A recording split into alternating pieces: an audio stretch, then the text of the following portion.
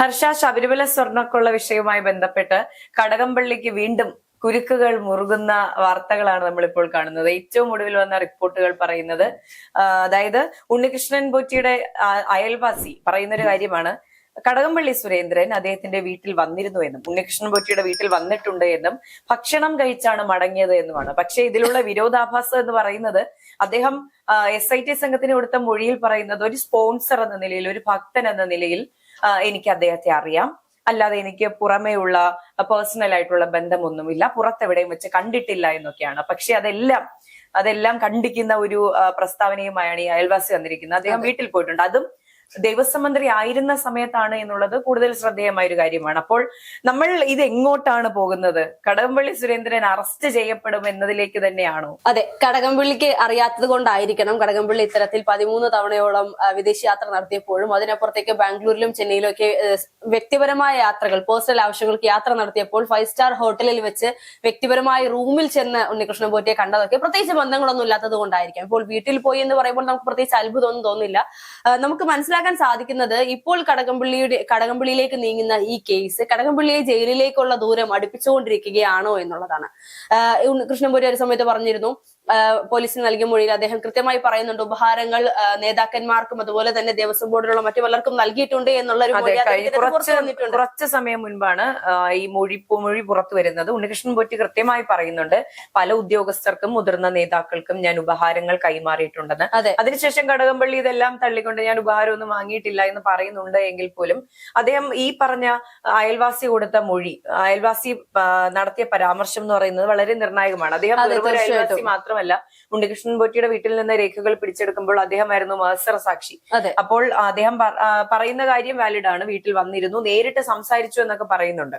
അപ്പോൾ ഒരു കാര്യം വ്യക്തമാണ്, കടകംപള്ളി സുരേന്ദ്രൻ SIT സംഘത്തിന് കൊടുത്ത മൊഴിയിൽ കള്ളമുണ്ടായിരുന്നു എന്നത്, കള്ളമായിരുന്നു പറഞ്ഞത്, പുറത്തു വെച്ച് കണ്ടിട്ടില്ല എന്നതടക്കം. അപ്പോൾ നമ്മളെല്ലാവരും പറഞ്ഞിരുന്ന ഒരു കാര്യമുണ്ട്, ഇനിയൊരു മൊഴിയെടുക്കൽ അല്ലെങ്കിൽ ചോദിച്ച് മനസ്സിലാക്കൽ ഉണ്ടാകുകയാണെങ്കിൽ അത് പിന്നീട് അറസ്റ്റിലേക്ക് നീങ്ങാനുള്ള സാധ്യതയുണ്ടെന്ന്. അപ്പോൾ ഇത്തരം കള്ളങ്ങൾ പുറത്തു വന്ന സ്ഥിതിക്ക് വീണ്ടും ഒരു മൊഴിയെടുപ്പിനുള്ള സാധ്യതയാണ് തുറന്നു വെക്കുന്നത്.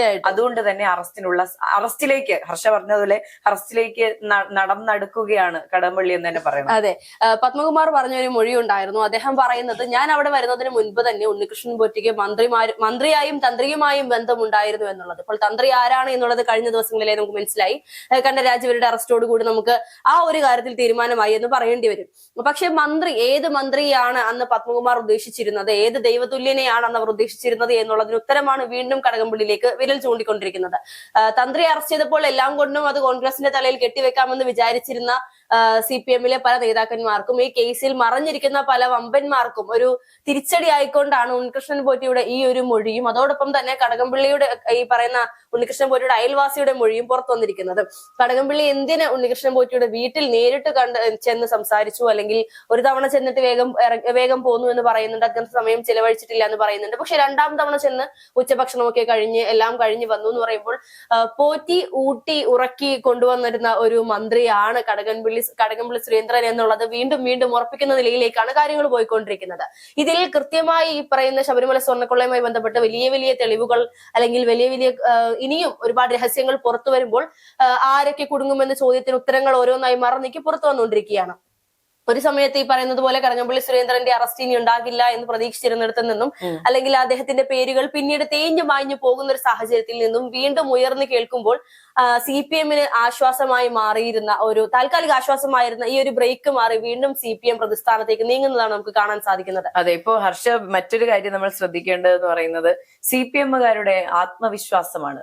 കടകംപള്ളി അറസ്റ്റിലാകില്ല എന്ന് വളരെ ധൈര്യത്തോടെ പറയുന്ന CPM പ്രവർത്തകരെ നമുക്കറിയാം. അപ്പൊ അത് എന്തിന്റെ അടിസ്ഥാനത്തിലാണെന്നാണ് മനസ്സിലാകാത്തത്. ഇനിയൊരു മൊഴിയെടുപ്പ് ഉണ്ടാകും എന്നുള്ള കാര്യത്തിൽ ഉറപ്പായി നമുക്ക് വ്യക്തതയുണ്ട്. അപ്പോൾ ആ മൊഴിയെടുപ്പ് പിന്നീട് അറസ്റ്റിലേക്ക് തന്നെയാണ് നീങ്ങുന്നത് എന്നുള്ള കാര്യവും വ്യക്തമാണ്. അതെ, ഇപ്പോൾ നമുക്ക് ശബരിമല സ്വർണ്ണക്കൊള്ളയുമായി ബന്ധപ്പെട്ട ഒരുപാട് കാര്യങ്ങൾ വീണ്ടും SIT പുറത്തുവിടുന്നുണ്ട്. കഴിഞ്ഞ ദിവസങ്ങളിൽ നടന്ന SIT-യുടെ പല നീക്കങ്ങളും CPM-നെ പോലും ഞെട്ടിപ്പിക്കുന്നതായിരുന്നു എന്നൊക്കെയാണ് നമുക്ക് അറിയാൻ കഴിയുന്നത്. എന്നിട്ട് പോലും ആ ഒരു കോൺഫിഡൻസ് അത് CPM-ലുള്ളവർക്ക് അല്ലെങ്കിൽ CPM പ്രവർത്തകർക്ക് മാത്രം കണ്ടുവരുന്ന ഒരു പ്രത്യേകതരം കോൺഫിഡൻസ് ആണ്. കാരണം അവർ തന്നെ പറഞ്ഞു കഴിഞ്ഞിരുന്നു, ഒരുപക്ഷെ കടകംപള്ളി അറസ്റ്റിലായാലും അല്ലെങ്കിൽ കടകംപള്ളി തെറ്റുകാരനാണെന്ന് കോടതി പറഞ്ഞാലും പാർട്ടി അത് വിശ്വസിക്കില്ല. പാർട്ടിക്ക് മുന്നിൽ അല്ലെങ്കിൽ പാർട്ടി കോടതിക്ക് മുന്നിൽ ഇവരെല്ലാവരും തന്നെയും ആരോപണ വിധേയർ മാത്രമാണ്, അല്ലെങ്കിൽ കുറ്റാരോപിതർ മാത്രമാണ് എന്നാണ് അവർ ഇപ്പോഴും പറഞ്ഞു വെക്കുന്നത്.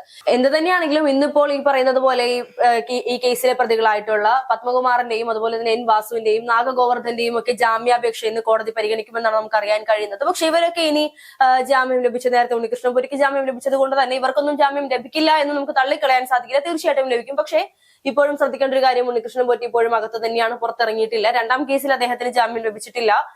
കുറ്റപത്രം സമർപ്പിച്ചിട്ടില്ലാത്ത ഒരു ലൂപ്പ് ഹോൾ ഉപയോഗിച്ചാണ് ഇവരെയൊക്കെ പുറത്തു കൊണ്ടുവരാൻ പ്രതിഭാഗ വക്കീലുകൾ ശ്രമിച്ചുകൊണ്ടിരിക്കുന്നത് എന്നാണ് നമുക്ക് അറിയാൻ കഴിയുന്നത്. ഇവർ ഇനി പുറത്തു വന്നു കഴിയുമ്പോൾ ഇനി എന്തൊക്കെയാണ് CPM-ന്റേതായ നീക്കങ്ങൾ, CPM-ന് നേരിട്ട് ചെന്ന് സംസാരിച്ചുകൊണ്ട് നിങ്ങൾക്കെതിരെ ഞങ്ങൾ ഇതുവരെ നടപടിയൊന്നും എടുത്തിട്ടില്ല, അതുകൊണ്ട് ആരുടെയും പേരുകൾ പുറത്തു പറയരുത് എന്ന് പറഞ്ഞുകൊണ്ടൊരു മുൻകൂട്ടി ഒരു കരുതൽ എടുക്കുമോ എന്നുള്ളത് നമുക്ക് സംശയമാണ്. നിയമസഭാ തെരഞ്ഞെടുപ്പിൽ ഇത് വലിയ ചർച്ചയാകുമെന്ന് അറിയുന്നത് കൊണ്ട് തന്നെ പല രഹസ്യ നീക്കങ്ങളും ഈ പറയുന്ന ശബരിമല സ്വർണ്ണക്കൊള്ളയുമായി ബന്ധപ്പെട്ട് CPM-ന്റെ ഭാഗത്തുനിന്ന് ഉണ്ടാകാൻ സാധ്യതയുണ്ട്. കോടികളുടെ പണവും സ്വർണവും ഇടപാടുകൾ നടത്തുന്ന ശബരിമല അല്ലെങ്കിൽ ദേവസ്വം ബോർഡിന്റെ മറവിൽ നടന്ന വലിയ ഒരു കൊള്ളയാണ് ഇപ്പോൾ ED തുറന്നു കാണിക്കാൻ ശ്രമിച്ചുകൊണ്ടിരിക്കുന്നത്. അല്ലെങ്കിൽ ഓരോ നീക്കങ്ങൾ മുന്നോട്ട് പോകുമ്പോഴും നമ്മളാരും പ്രതീക്ഷിക്കാത്ത രീതിയിലുള്ള ഓരോ കാര്യങ്ങളാണ് പുറത്തു വരുന്നത്. ഈ രഹസ്യങ്ങളെല്ലാം തന്നെയും പുറത്തു വരുമ്പോൾ ഇനി ശബരിമലയിൽ എന്തുണ്ട്, എന്തൊക്കെ പോയി എന്ന് അറിയുന്നതിനേക്കാൾ എന്തുകൊണ്ടും എളുപ്പം എന്തുണ്ട് എന്ന് പറയുന്നതായിരിക്കും. അതിപ്പോൾ ED അന്വേഷിക്കുന്നുണ്ട്. ED അന്വേഷണം എന്ന് പറയുന്നത് സ്വർണ്ണക്കൊള്ളയിൽ മാത്രമല്ല, അവിടെ നടന്ന ഈ സ്പോൺസർഷിപ്പ് ഇടപാടുകളിൽ നടന്ന ക്രമക്കേടുകൾ അത് വളരെ ഗുരുതരമെന്നാണ് ED തന്നെ പറയുന്നത്. സ്വർണം മാത്രമല്ല, അവിടെ നടക്കുന്ന ചെറിയ ചെറിയ കാര്യങ്ങളിൽ പോലും വലിയ ക്രമക്കേടുകൾ നടന്നിട്ടുണ്ട്. അത് നമ്മൾ പലപ്പോഴായി ചർച്ച ചെയ്തിട്ടുണ്ട്. നെയ്യ്, അതുപോലെ തന്നെ മറ്റ് സാധനങ്ങൾ, പഞ്ചലോഹ വിഗ്രഹങ്ങൾ, അങ്ങനെ പല കാര്യങ്ങളിലും ക്രമക്കേട് നടന്നിട്ടുണ്ട്. ഇതിന്റെ എല്ലാം സമഗ്രമായ ഒരു അന്വേഷണം ഇപ്പോൾ നടക്കുന്നുണ്ട്. ഇപ്പോൾ അന്വേഷണം എങ്ങും എത്തിയിട്ടില്ല, ഇതൊക്കെ എവിടെ പോയി എന്ന് അറിയില്ല എങ്കിൽ പോലും അന്വേഷണം നടക്കുന്നുണ്ട്.